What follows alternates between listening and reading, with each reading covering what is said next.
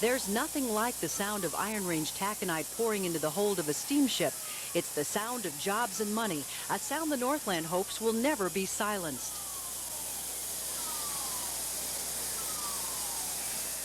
Right now we're in Two Harbors, where we're taking on 40,000 tons of taconite, all destined for Gary, Indiana. As the last of the pellets fall into place, a crewman steals a final kiss with his wife, and then on to a long list of chores. Before the Roger Blough can leave the ore dock, these 18-ton hatches must be carefully lifted into place and secured.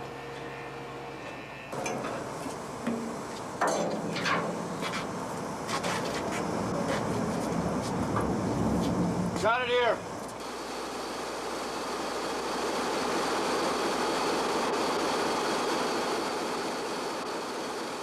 These twin 7,500 horsepower Colt peel stick diesel engines must also be warmed up for 30 minutes. Average speed, if we don't have too much headwind, and that's probably around 16.2 or so when we're loaded. When we're light, we should be able to run up about 17 miles an hour. Christened in 1972, at 858 feet long, the Roger Blough's pointed bow and ample power makes her the best performing vessel on the Great Lakes for extended season ice operations. She was the last ship constructed on the lakes with a forward end pilot house. As you can imagine, her maiden voyage from the Lorain, Ohio shipyard to Two Harbors attracted attention. They blew us salutes all the way up the river, and they were down to greet us in Two Harbors, and the ship is so beautiful, and everybody was so excited about the Blough. Today is also an exciting day. It's the first load of taconite out of Two Harbors in many weeks. 5 holds filled, hatches secured, and engines warmed up. The captain gives the order to let go of all lines. A second order brings a salute to the Blough's home port.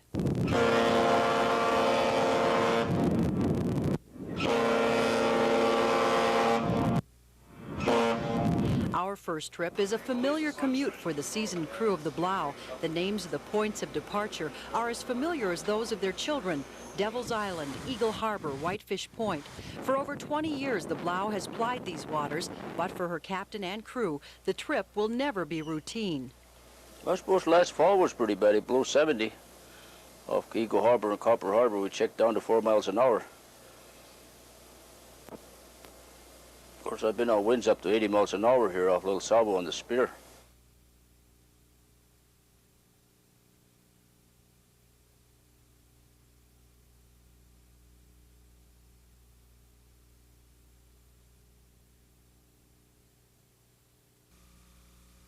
Cut them close. How close do you want them? Closer? Yeah. From the nearly lost art of splicing cable to general maintenance and repairs, the work on the Roger Blough never seems to end. Hard work, fresh air, and a spectacular view of Lake Superior can build an appetite as great as the lake itself. I ordered everything that they wanted. We have turned this last cargo hold into a storeroom. Nicknamed Big Al by the crew of the Roger Blough, Alan Chesky is the ship's steward. It's his job to feed 29 hungry sailors.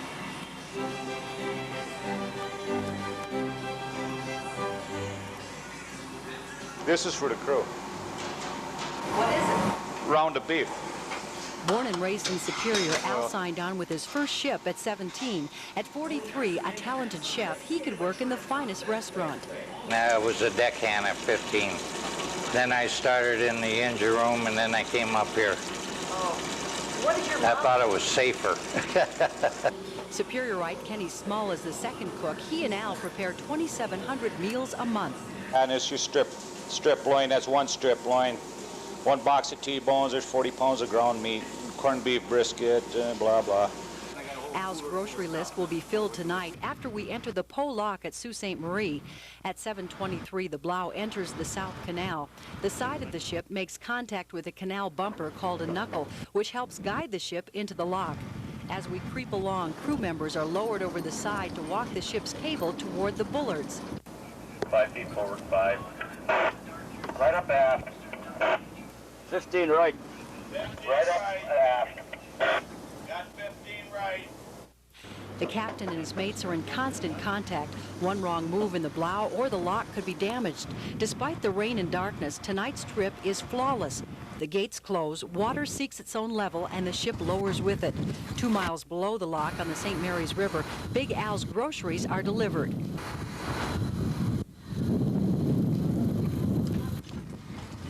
Workers at the Great Lakes Fleet's Sioux warehouse hoist groceries over the side. This is just a 6-day supply for the galley and Big Al's ovens.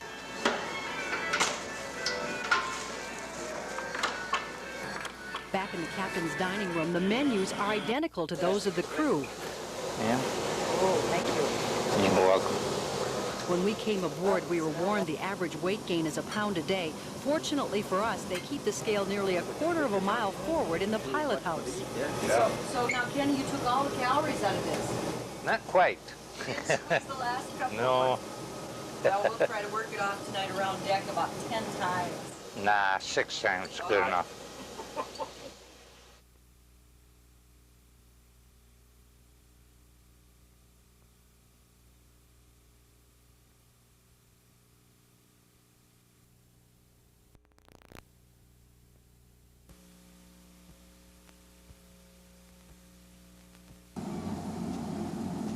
It's 6:48 a.m. Third mate Mark Blotnick hauls out of bed and jumps into the shower. Daylight is just beginning to appear over Lake Michigan's horizon. The rain has been left behind at the Sioux locks. The lake is calm as he walks aft to the crew's dining hall. The first light of morning brings the hint of a perfect day. At 7:10, third mate Blotnick grabs breakfast. One bowl of malt-a-meal later, he heads forward for his first 4-hour watch of the day, and we tag along. At 7:25, he enters the pilot house ready for the shift change and the latest weather report. We may have to cut down a little more. The wind's going to be out of the east, so we'll find out on Collins what's going to happen. Sure. A nor'easter is heading down the lake, a remnant of a hurricane blowing off the Atlantic. Once it hits, unloading at Gary would be impossible.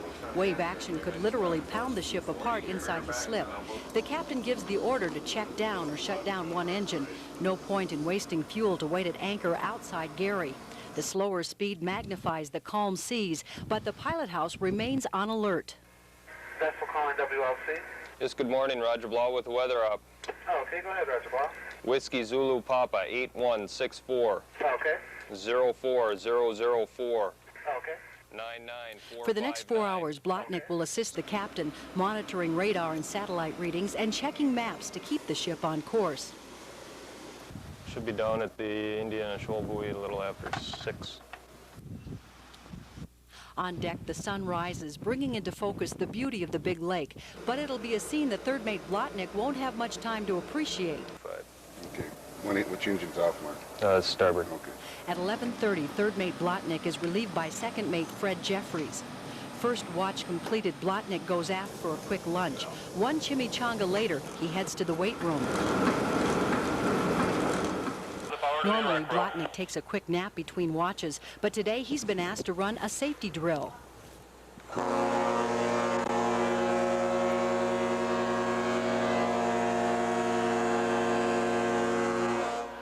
Ear-deafening blasts at the ship's horn calls all 29 hands on deck. Fire was reported in the officer's rec room. As a first-timer, I begin to struggle into an exposure suit. With the help of a fellow passenger, it becomes quick work. I'm wearing an exposure suit. It costs approximately $300. The Roger Blough has 47 of these suits, so you can imagine that when it comes to safety, money is no object.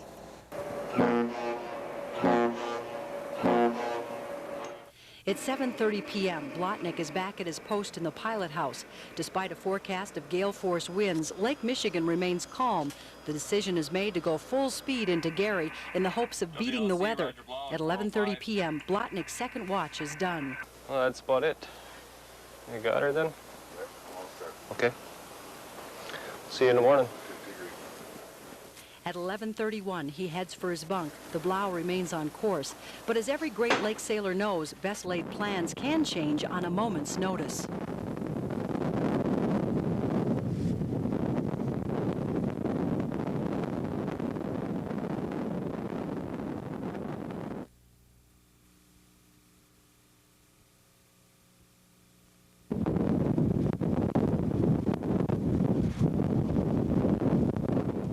Just over halfway into our trip to Gary, Indiana, calm seas give way to rough chop. A hurricane-fed nor'easter begins to blow down Lake Michigan. Worst wind. Find a place to anchor when it's northeast.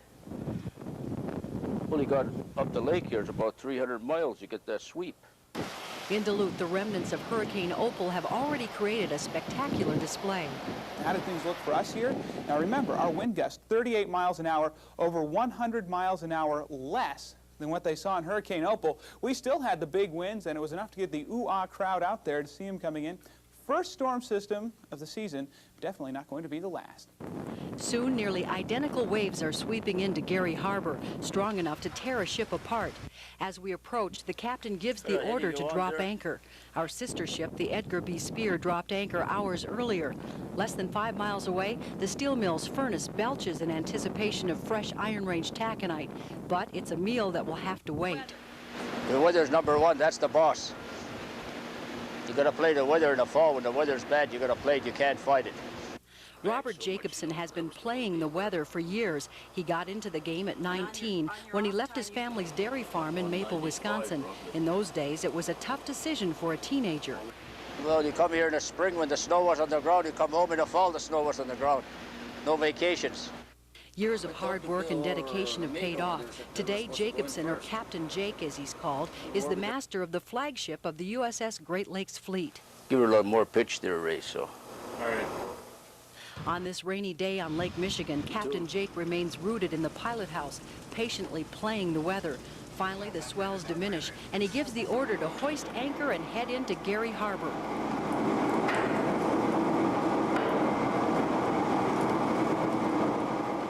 The 8-mile-long Gary steel mill is just materializing in the morning fog. First, the Blough must swing its stern around the break wall. Hard left. Hard left. Once the wall is cleared, the 858-foot Blough is negotiated astern into the canal entrance. From where I'm standing, it looks to be an impossible task. Nonplussed, Captain Jake keeps an ear tuned to his men and his eyes moving back and forth from the canal to his radar. Oh, yeah, it's like my right head, you know. Well, you come at night time here, too. That's the thing. That's why you got to believe the radar. Larry Dahlgren is the first mate on the Blough. This is his last trip. He's been reassigned as an observing master. I've been observing on this ship now for several years, and they want me to observe the 1,000-footers, which are handled different. The engines are different. Today, Larry observes Captain Jake put the Blough flawlessly in at Gary. It looks like that barge is just on the other side of that pipeline. Yeah, well, we got a lot of room. Together, these men claim over 70 years' service to the fleet. Soon they'll claim a bond that few achieve, that as masters of a Great Lakes ship.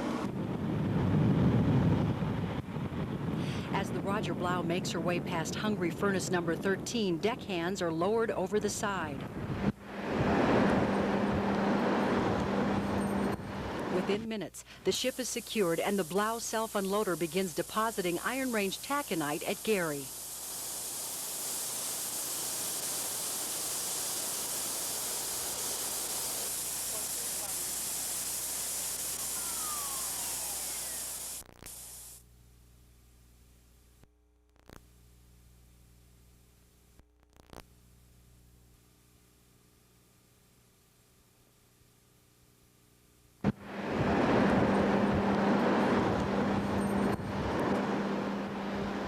Gary steel plant is probably one of the biggest steel plants in the nation, and they have a furnace over here called number 13, which eats about 20,000 tons of pellets a day. So the Blough is actually only delivering a 2-day supply of pellets. A self-unloading ship, the Roger Blough can deliver its cargo of Northland taconite at more than 7,000 to 10,000 tons an hour. For those who are a link in the chain of delivery, there's a strong sense of pride. Everybody does a great job. I mean, all the way from Mintech to mining the material and shipping it down here by rail and loading it from the docks and putting it into the ships and bringing it down here, and then finally seeing the raw product being loaded in barges over here to go down the river. It must give you a sense of pride to be a part of all of this. I'm very proud of it. In 1901, the boom in bulk cargo shipping on the Great Lakes began to mature. It was then that 6 successful steamship companies joined forces to create the USS Great Lakes Fleet. From the turn of the century to the 1920s and to the 1990s, the Duluth-based fleet has helped build the Northland ports of call.